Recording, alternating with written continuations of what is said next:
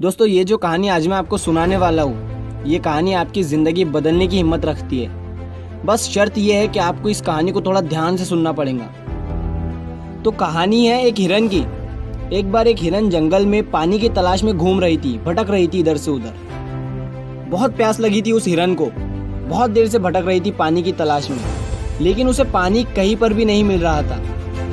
थोड़ी देर जंगल में इधर उधर और भटकने के बाद वो हिरन एक पेड़ के नीचे बैठ जाती है, एक झाड़ के नीचे बैठ जाती है। तो उतने में उसे पानी की नदी की आवाज़ सुनाई देती है। तो हिरन उस झाड़ के नीचे से उठकर फौरन वो पानी की आवाज़ की तरफ आगे बढ़ती है। तो वो जो देखती है उसके सामने एक बड़ी सी नदी।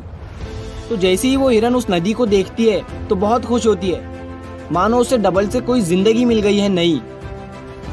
वो फौरन दौड़ते हुए उस नदी के पास जाती है और जैसे ही पानी पीने के लिए अपना सर नदी में झुकाती है तो उसकी नज़र अपने राइट पर पड़ती है। वो जैसे ही अपने राइट में देखती है तो उसे शिकारी नज़र आता है, हाथ में तीर लिए हुए, निशाना तान कर खड़ा हुआ। फिर जैसे ही उस हिरन की नज़र अपने लेफ्ट में पड़ती है तो उसे एक शेर नज़र आता है झाड़ियों के पीछे। अब हिरन पानी वानी सब भूल जाती है, कुछ भी नहीं रहता उसके दिमाग में, प्यास वगैरह। फिर वो हिरन पलटकर अपने पीछे देखती है तो उसे भयंकर आग लगी हुई दिखती है, जो कि धीरे धीरे उसके तरफ बढ़ रही थी। अब हिरन जाए भी तो जाए कहाँ?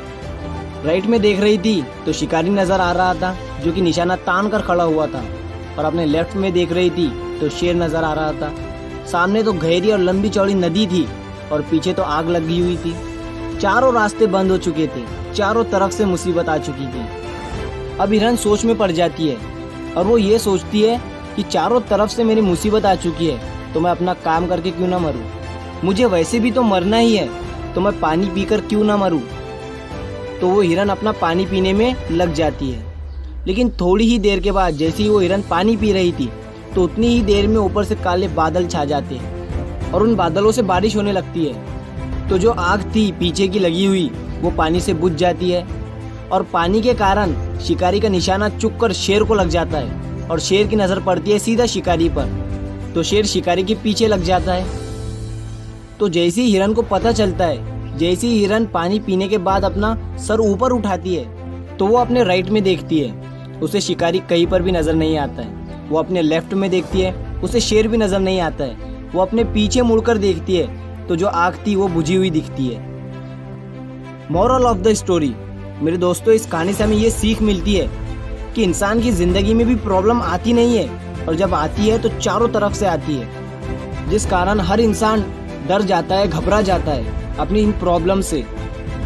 तो आपको क्या करना है ऐसी सिचुएशन में? आपको नहीं डरना है और नहीं घबराना है, बस शांति से 2 मिनट के लिए सोचना है।